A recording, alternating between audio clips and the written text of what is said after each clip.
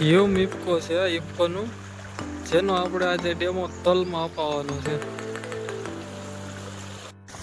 નમસ્કાર ખેડૂત મિત્રો, મારું નામ કિસ્મત સોલંકી. હું ઇફકો ફર્ટિલાઇઝરમાંથી આવું છું.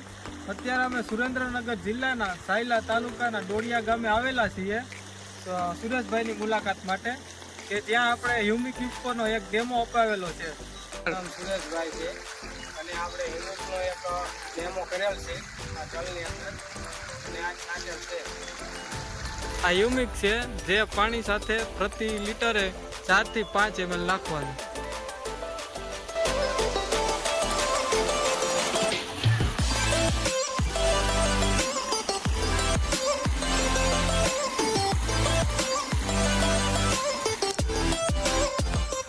આ હ્યુમિકનો તલમાં છંટકાવ કરી રહ્યા છે.